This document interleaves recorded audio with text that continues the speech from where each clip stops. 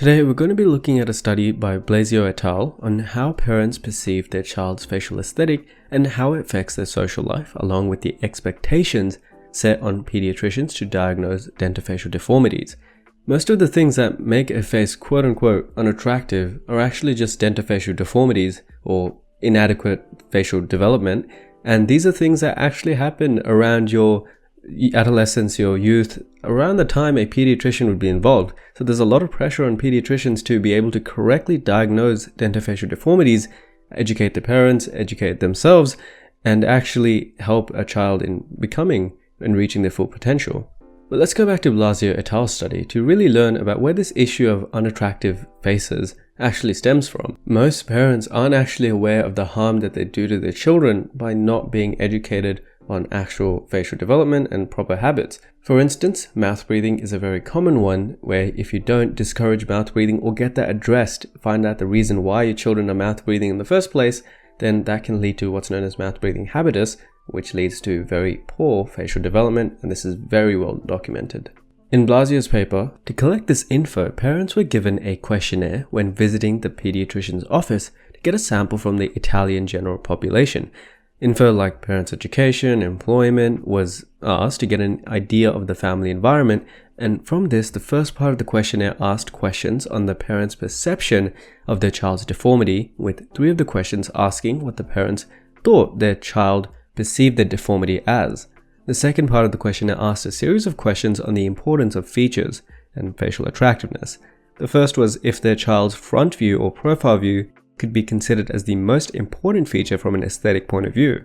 Second, if a specific area of the face could be considered as the most important, and this includes things such as the forehead, eyes, nose, lips, ears, zygomatic area or the cheekbones, teeth, chin, or none of those in particular. The third question was regarding which specific deformity could be considered the most important in the lower third of the face. This includes things like chin defects, chin excess, short face, long mid faces, irregular dental arches or smiles, and from this we get 1,200 questionnaires over a 30-day period.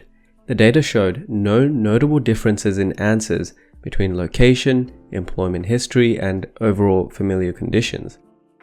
To really understand why facial aesthetic deformities go unchecked in young children, we need to look at the answers of these questions. The first question was, is the aesthetic aspect of the face generally considered as important during childhood?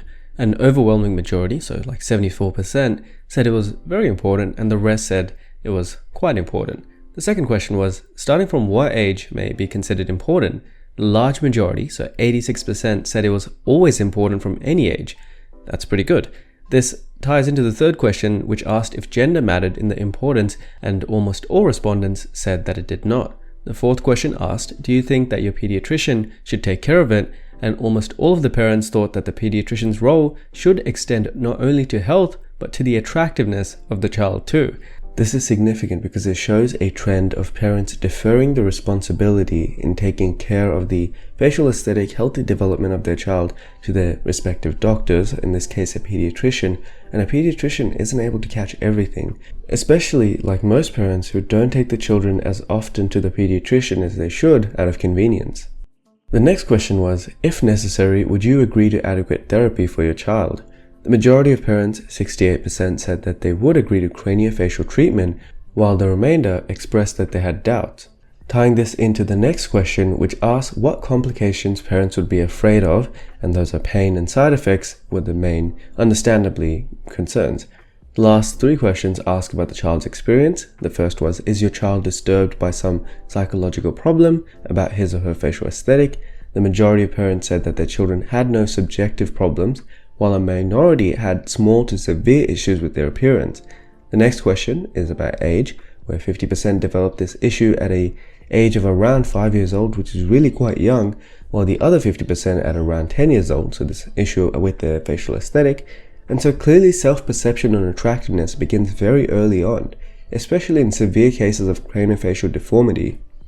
The final and third question about the children's experience asked, does your child have social problems because of his or her facial aesthetic?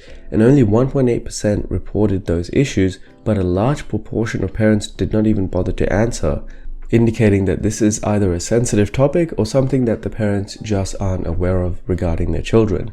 The last few questions showed that 82% of respondents chose the profile as more important than the front view from an aesthetic standpoint, which is very much something we've covered in the past.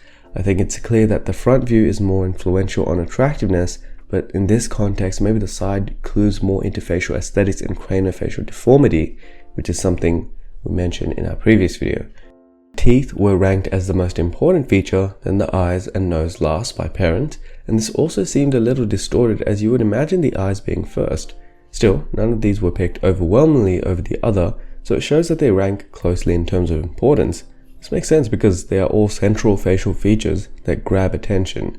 For the lower third of the face, an irregular dental arch and smile were overwhelmingly ranked as the most important, and chin excess was also quite high up there. Chin excess is a negatively perceived trait where you just have a very large, excessive anterior lower facial height. What this study tells us is that the facial aesthetics do very significantly affect a child's self-perception and social conditions, irrespective of the age, gender, or family environment that they come from. This makes sense because we can all remember the point at which we became aware of looks and the looks bias that affects our lives, and this can start out as self-perceptions of attractiveness, but it can also be conditioned by the outside world's portrayal of attractiveness. If we're being constantly spoon-fed images of outwardly beautiful models, a child will likely self-reflect on their own facial aesthetics and compare their features to those. And did they call you names? Yeah. And I bet that was tough, wasn't it? Yeah. Those with dentofacial deformities will be particularly susceptible to negative self-perception and social outcomes. Parents thought that pediatricians should be able to pick out these craniofacial deformities at an early age and treat them accordingly with attention. The study did have limitations, like a majority of the parents choosing not to even answer certain questions, but there is also a large degree of subjectivity involved when ranking the importance of certain facial features, especially since most parents do not have a trained eye for cephalometric or dentofacial markers. Arguably, the most important limitation was that it's purely based on the parents' perception of their children. To truly gauge how facial aesthetics really plays into the lives of these kids, you would have to ask them. Understandably, a parent can have a hard time grasping just how influential looks are to a child's self and societal perceptions. This is why facial assessment and orthodontic treatments are crucial to addressing the craniofacial issues early, but you don't want self-perception and social problems to arise in the first place. A child's looks are arguably even more important among their peers. In a study by Darla Lawson from the University of Tennessee, titled Peer Perception of Physically Attractive Children and Prejudicial Biases Against Physically Unattractive Children, the evidence pointing towards the importance of facial attractiveness is immense, to say the least. We've talked about the halo effect in past videos and in the Alcoves Deep Dive podcast, which is free on Spotify, and the exclusive episodes are on Patreon. But the penalties of being unattractive is one such episode where we discuss this concept, and the core of this paper is that the suggestions that physical attractiveness is related to intellect, social status, and personal achievement may seem absurd or unrealistic. However, current research establishes it is very much a fact. What this means is that by some mechanism, physically attractive children are assumed to have better characteristics than unattractive children, and as such, they also perform better, because I'm sure we all know just how important positive reinforcement is to a child. These perceptions are shaped in part by the physical appearance of the child itself. Now, this study gauged perceptions of a group of children who judged other children's photographs. The children were first judged on whether they were attractive, average, or attractive in physical appearance, and from that we see the trend of the more attractive children having all these associated positive traits being given to them, especially by other children, which is really significant. In contrast to the halo effect that attractive children receive, so if you look good, you get all these positive biases given to you. Some people call it pretty privilege. But the study in question goes on to say that physically unattractive children are often taunted, harassed, and ridiculed by Burns' 1987. Unattractive children are believed to behave antisocially and are also considered strange and less likable by other children. So this is from Smith 1985. And Dumas and colleague 1997 found that adults judge the expected behaviors of photographed children on the sole basis of physical appearance. So hopefully by now you're getting an understanding of just how important physical appearances are right from the ages of 5 to the rest of your life. For instance, in Dumas' study, adults judge unattractive children to be more anxious, aggressive, to fit in less socially, and that they exhibit more behavioral problems than do attractive children. Mind you that this is purely off a still photograph, and we have no understanding as a tester of whether these children are actually aggressive or whether they're very calm and peaceful. Smith, 1985, found that among preschoolers who rated photographs of physically attractive and unattractive children, they judged the unattractive girls as having less desirable characteristics as far as being less social and more aggressive. He believed that the beauty is good stereotype could contribute to the development of negative self-perception due to the prejudices that are made towards unattractive children, namely young girls. This is the prime example of what's known as the devil effect, so the opposite of the halo, where you get negative effects associated onto you based on being unattractive, and I guess you should just refer to the podcast for more information there. The 2017 movie Wonder is a perfect representation of the treatment and reaction a child's facial aesthetics can elicit. Augie, played by Jacob Tremblay, is depicted as having a severe form of a genetic condition called Treacher-Collins syndrome. This genetic anomaly affects his facial structure and appearance, and it's an extreme example, but it does show the extent to which our appearance matters. A child can be bullied and receive negative feedback for being unattractive, and then the children who are judged by their parents and peers to have high facial attractiveness can live a completely opposite reality. Results of the study showed that there were significant prejudices against the photographs of the physically unattractive children. Hildebrandt and Fitzgerald 1983, along with the study done by Batoff and colleagues 1998, would confirm the effect of physical attractiveness has on a child's perceived characteristics and treatment. The children judged as attractive by their peers were overwhelmingly looked at positively in areas of social status, intellect, and success. The unattractive children were rarely ever chosen favorably in those areas. In general, low attractiveness is strongly associated with negative traits like a lack of intellect, dirtiness, and a lack of success.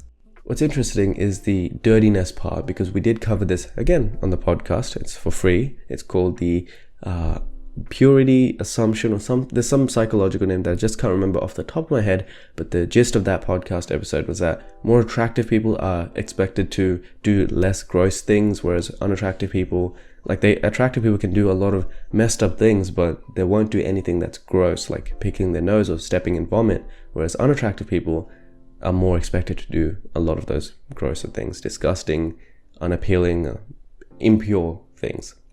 In some areas, like who the judges thought would be happily married, physical attractiveness mattered less, which is pretty funny to me.